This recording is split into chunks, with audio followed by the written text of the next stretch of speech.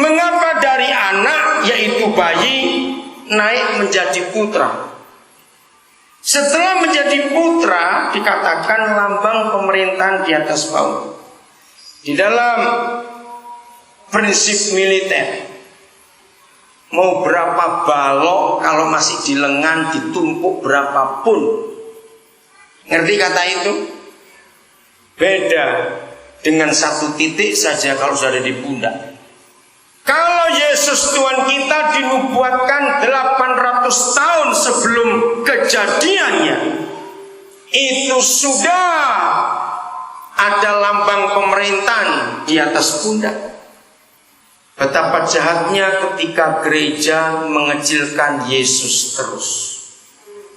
Saya itu nggak pernah ikut nyanyi malam kudus sampai kapanpun juga. Karena kasihan Tuhan Yesus dikecilkan lagi, anak kudus, anak kecil. Itu penghinaan, saudara. Memang dia pernah lahir, tapi sebelum dia lahir saja sudah dinyatakan harus jadi dewasa, bukan kecil lagi. Kasihan dia.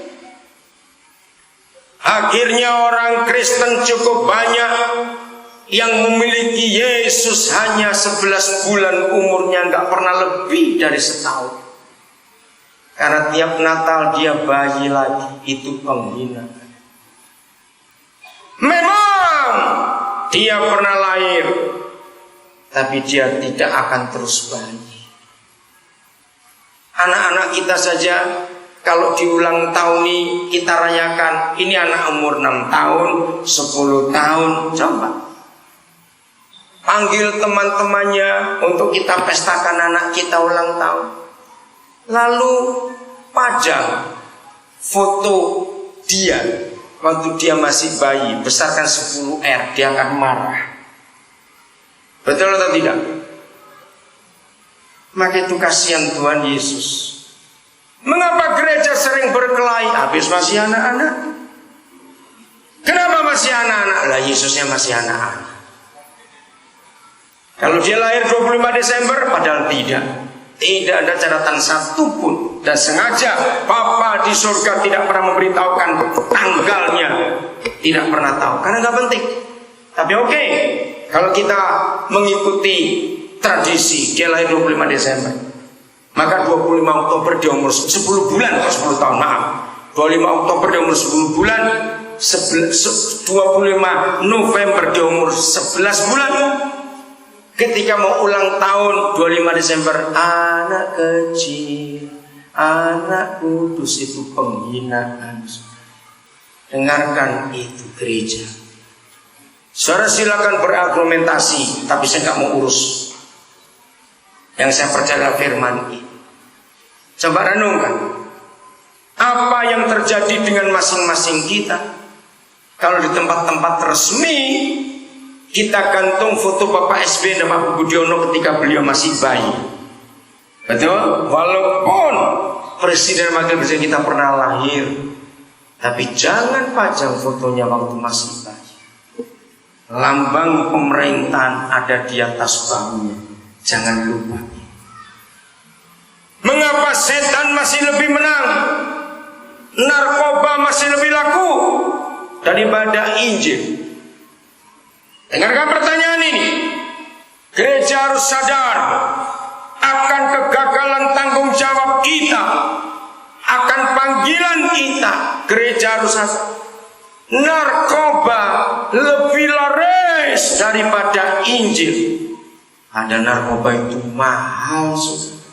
Sabu-sabu 1 gram itu Desember yang lalu itu harganya 1 gram kalah emas 1.400.000. Narkoba yang semahal itu dan dampaknya menakutkan. Yang dihukum mati sudah berapa, yang ditangkap sudah berapa, yang rusak hidupnya sudah berapa, yang hancur karirnya sudah berapa, yang mati karena overdose sudah berapa. Seharusnya semua orang tahu barang itu jahat dan berbahaya. Sudah mahal, berbahaya, merusak dan sebagainya, tapi laku.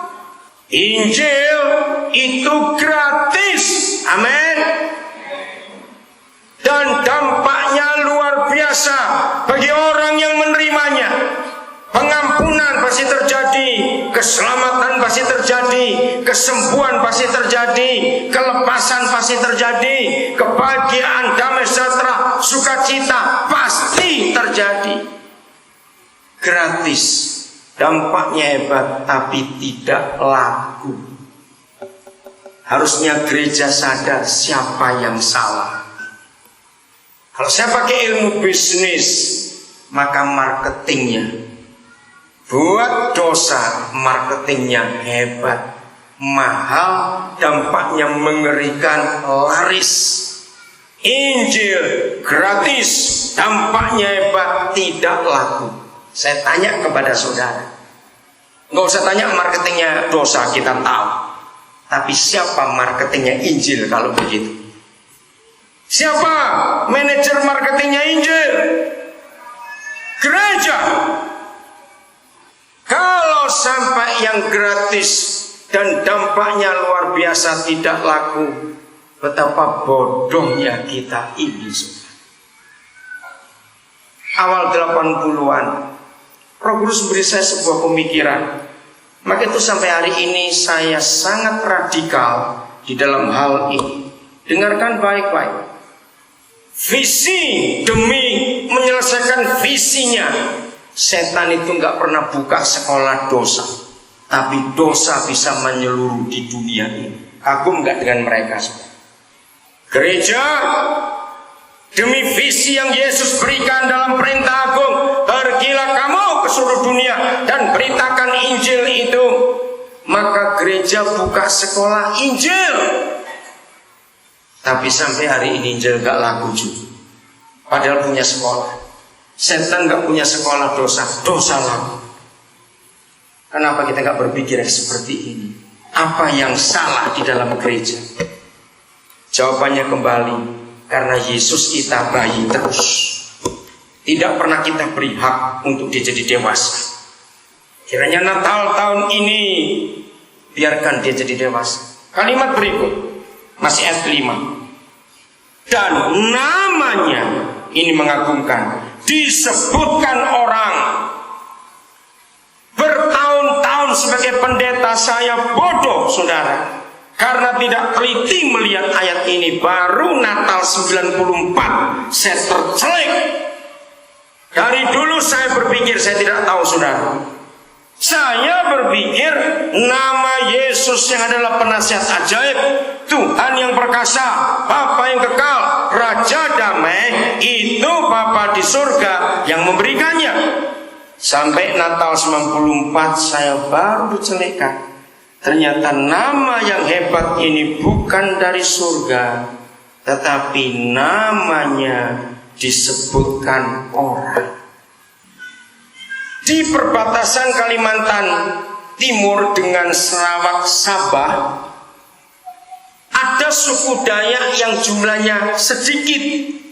Kalau ada orangnya boleh angkat tangan. Namanya Dayak Kelabit. Ada orang Kelabit di sini? Tolong angkat tangan orang Kelabit.